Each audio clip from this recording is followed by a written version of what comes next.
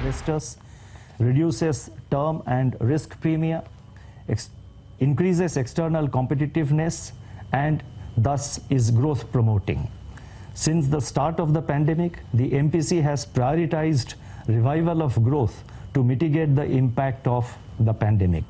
The available data point to exogenous and largely temporary supply shocks driving the inflation process, validating the MPC's decision to look through inflation.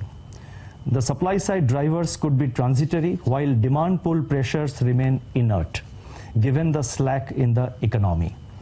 A preemptive monetary policy response at this stage may kill the nascent and hesitant recovery that is trying to secure a foothold in extremely difficult conditions.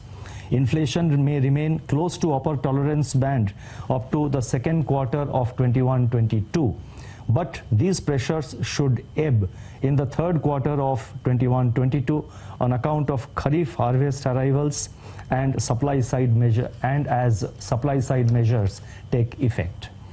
Taking into consideration all these factors, CPI inflation is now projected at 5.7% during 21-22, and this consists of 5.9% in Q2, 5.3% in Q3, and 5.8% in Q4 of 21-22, with risks broadly balanced. CPI inflation for the first quarter of 22-23, that is the next financial year, is projected at 5.1%. I would now like to focus on our assessment of the liquidity and financial market conditions. During June-July, global financial markets turned volatile in response to higher inflation numbers in several countries and the fear of early policy normalization with skewed economic recovery in some advanced economies. These developments need to be factored into our policy metrics for framing an appropriate response, given that safeguarding the economy, the domestic economy, from the vicissitudes of global spillovers and ensuring financial stability remain a top priority of the Reserve Bank. Nonetheless, domestic macroeconomic situation and evolving growth inflation dynamics will continue to be the principal pivot of monetary policy actions. The Reserve Bank, through its market operations, both conventional and unconventional, has maintained ample surplus liquidity since the onset of the pandemic to ensure easing of financial conditions in support of domestic demand.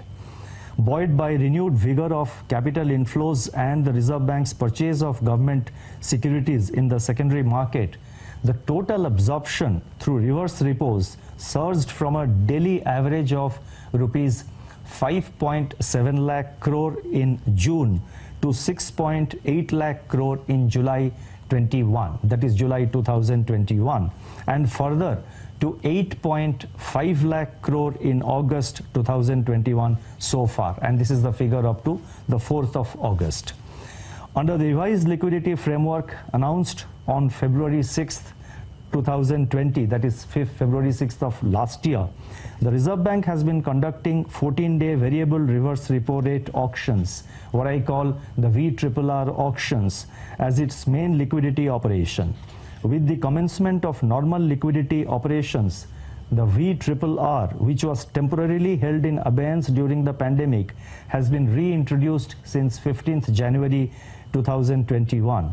And the initial absorption of rupees 2 lakh crore has been rolled over in subsequent fortnightly auctions. In parallel, access to fixed rate overnight reverse repo has been kept open.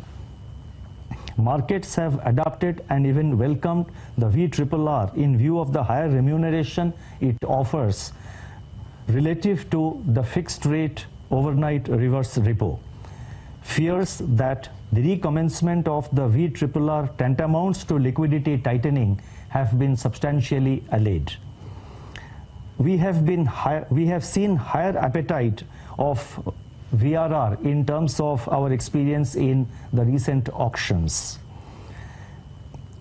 And this is reflected in the bid cover ratio, because the bid cover ratios are far higher, have been much higher than the total quantum which is put to auction, that is 2 lakh crores. So I repeat, we have seen higher appetite for VRRR in terms of bid cover ratio in the recent auctions. And this also we have seen over a period of time.